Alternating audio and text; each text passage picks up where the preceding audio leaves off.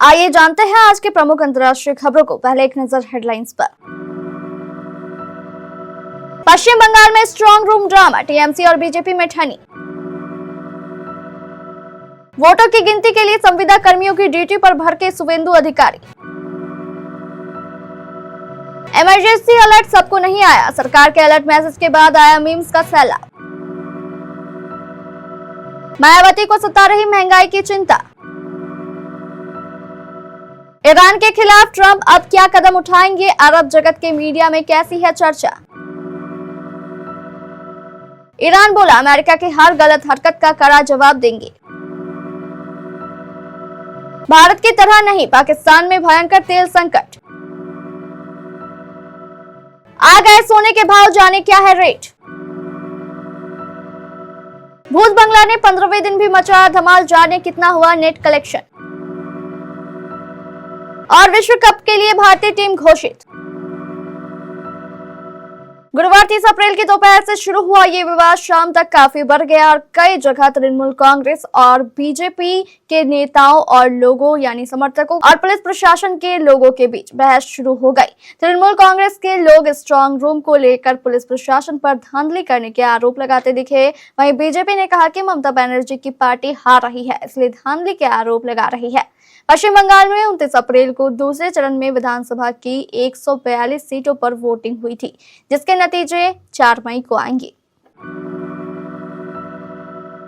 भाजपा उम्मीदवार और वरिष्ठ नेता सुवेंदु अधिकारी ने शनिवार को पिंगला और दासपुर विधानसभा क्षेत्रों में मतगणना के दिन संविदा कर्मचारियों को ड्यूटी पर तैनात करने को लेकर चिंता जताई। उन्होंने तृणमूल कांग्रेस पर जनादेश में हेरफेर करने की साजिश रचने का आरोप लगाया और चुनाव आयोग से हस्तक्षेप की मांग की।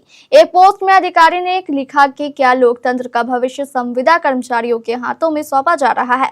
यह एक गंभीर चिंता का विषय है और लोकतांत्रिक प्रक्रिया की पवित्रता पर सीधा हमला। 227 पिंगला विधानसभा क्षेत्र और 223 दासपुर विधानसभा क्षेत्र के लिए जारी मतगणना आदेशों को देखकर मैं स्तब्ध हूं, जहां मतगणना कार्यों के लिए बड़ी संख्या में संविदा और अस्थायी कर्मचारियों को तैनात किया गया है।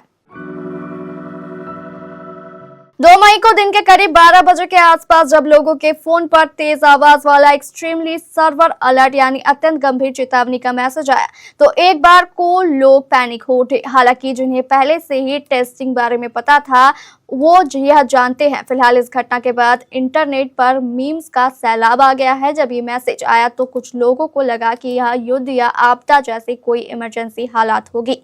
हालांकि इस अलर्ट मैसेज को लेकर केंद्रीय संचार मंत्री ज्योतिरादित्य सिंधिया ने बताया है कि यह मैसेज असल खतरे का नहीं बल्कि सरकार के नए अलर्ट सिस्टम का टेस्ट है, जिसे भारतीय दूरसंचार विभाग और एक राष्ट्रीय आपदा प्रबंधन प्राधिकार ने मिलकर बनाया है। इसमें सेल ब्रॉडकास्ट तकनीक का इस्तेमाल होता है। खैर, इस घटना के बाद इंटरनेट पर मीम फेस्ट शुरू हो गया है। बसपा की राष्ट्रीय अध्यक्ष मायावती ने कमर्शियल यानी व्यावसायिक सिलेंडर की कीमतें बढ़ने पर चिंता जताई है। बसपा सुप्रीमो ने महंगाई बढ़ने की आशंका जताते हुए केंद्र सरकार ने 5 राज्यों के चुनाव के दौरान कीमतें नियंत्रण में रखने को अपनाई गई नीति को जारी करने की मांग की। मायावती ने शनिवार को एक्स पर लिखा, कमर्शियल सिलेंडर के भारी किल्लत के बीच उसकी कीमत में एक मुश्त 993 रुपए की वृद्धि और उसके लोगों पर पड़ रहे प्रभाव की खबरें सुर्खियों पर है। लोग इस आशंका में बेचैन है कि जल्द ही रसोई गैस, पेट्रोल और डीजल सहित अन्य पेट्रोलियम पदार्थों की भी कीमतें बढ़ेगी। 8 अप्रैल को हुए 2 हफ्ते के युद्ध विराम के बाद अमेरिकी उपराष्ट्रपति जेडी वेंस शांति वार्ता के पहले दौर की बातचीत के लिए पाकिस्तान गए, लेकिन चंद घंटों की बातचीत के बाद बिना किसी ठोस नतीजे के वाशिंगटन लौट आए। हालांकि अमेरिकी राष्ट्रपति डोनाल्ड ट्रंप ने 22 अप्रैल को ईरान के साथ अनिश्चितकालीन तक युद्ध विराम बढ़ाने का फैसला किया था, लेकिन पहले दौर की बातचीत के सफल नहीं होने के बाद अमेरिकी सेना ने हॉर्मुज स्ट्रेट पर नाकाबंदी की थी। अमेरिकी सेना की नाकेबंदी फिलहाल कायम है और ये अमेरिका ईरान के बीच मौजूदा तनाव के बढ़ने की वजह बनी हुई है।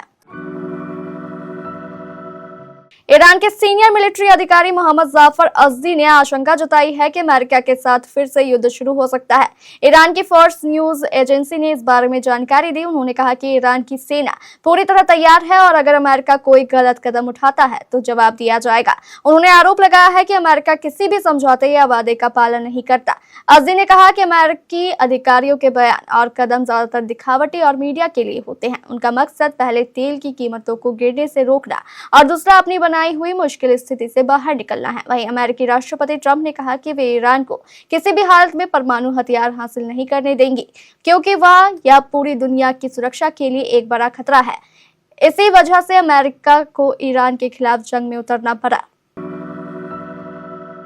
मिडिल ईस्ट में बने तनाव के हालात के चलते पाकिस्तान ऊर्जा संकट से जूझ रहा है। उसके पास कुछ ही वक्त का कच्चा तेल का स्टॉक बचा है। यह बात खुद पाकिस्तान ने स्वीकार की है। साथ ही कहा है कि उसके पास भारत की तरह राजनीतिक तेल भंडार नहीं है। दुनिया में तेल की कीमतें बढ़कर $126 प्रति बैरल पहुंच गई है। पाकिस्तान में यह हालात हॉर्मुज को लेकर बने तनाव और नाकेबंदी की वजह से हुई है।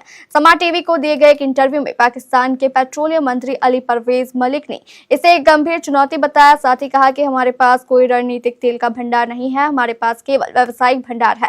साथ ही बताया कि इस्लामाबाद के पास 5 से 7 दिन का ही तेल बचा है। इधर ऊर्जा संकट से जूझ रहे पाकिस्तान में लोग सड़कों पर निकल रहे हैं। ईंधन की कीमतों में भारी बढ़ोतरी की गई है। इसमें 42.7% का उछाल आया है। यहाँ कीमतें PKR 331.17 से बढ़कर PKR 458.41 हो गया है।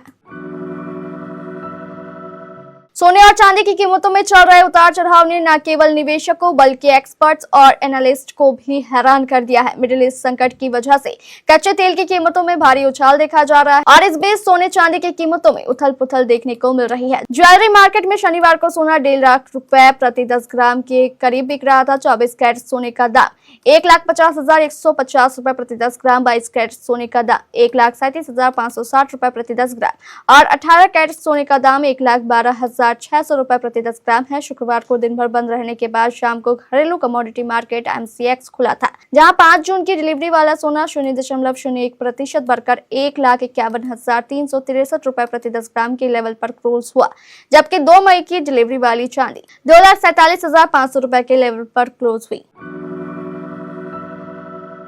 अक्षय कुमार और प्रियदर्शन की फिल्म भूत बंगला ने बॉक्स ऑफिस पर अच्छा परफॉर्म किया है। ये फिल्म अब 150 करोड़ का आंकड़ा छूने की ओर बढ़ रही है, लेकिन उससे पहले फिल्म ने एक और उपलब्धि हासिल कर ली है। दरअसल इस हॉरर कॉमेडी फिल्म ने प्रभास की द राजा साहब को पीछे छोड़ दिया है। भूत बंगला ने रिलीज के 2 हफ्ते बॉक्स ऑफिस पर एक छत्र राज किया, लेकिन अब तीसरे हफ्ते में एंट्री करने के बाद अक्षय कुमार और वामिका गब्बी स्टारर इस फिल्म को एक दिन और राजा शिवाजी से मुकाबला करना पड़ रहा है। बावजूद इसके भूत बंगला ने रिलीज के 15वें दिन यानी शुक्रवार को भी दमदार कमाई की। यहाँ तक कि इसके कलेक्शन में तेजी देखी गई।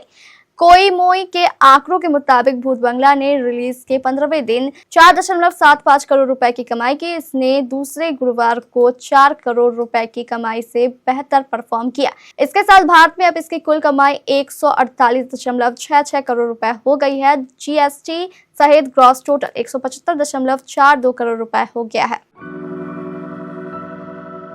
T20 विश्व कप के लिए शनिवार को भारतीय महिला टीम घोषित हो गई। मुंबई स्थित भारतीय क्रिकेट कंट्रोल बोर्ड यानी BCCI के मुख्यालय में चयन समिति की बैठक के बाद टीम का ऐलान कर दिया गया। भारतीय टीम इस वैश्विक टूर्नामेंट में हरमनप्रीत कौर की अगुवाई में खेलने उतरेगी। भारत ने पिछले साल वनडे विश्व कप का खिताब अपने नाम किया था और अब टीम की नजरें अपने पहले T20 विश्व कप खिताब पर होगी। महिला T20 विश्व कप 12 जून से 5 जुलाई तक इंग्लैंड और वेल्स में खेला जाएगा। T20 विश्व कप के लिए चुने गए स्क्वाड में अनकैप्ड नंदिनी शर्मा और विकेटकीपर बल्लेबाज यास्तिका भाटिया को शामिल किया गया है। प्रतिका रावल को टीम से बाहर कर दिया गया है, जबकि ऑलराउंडर अमनजोत कौर चोट के कारण टीम में जगह नहीं बना पाई। नंदिनी मध्यम गति की गेंदबाज है, जिन्होंने महिला प्रीमियर लीग में दिल्ली कैपिटल्स के लिए 10 मैच खेलकर कुल 17 विकेट लिए। वह उस भारतीय टीम का हिस्सा थी जिसने इस साल फरवरी में बैंकॉक में आयोजित महिला Asia cup rising stars tournament में हिस्सा लिया था।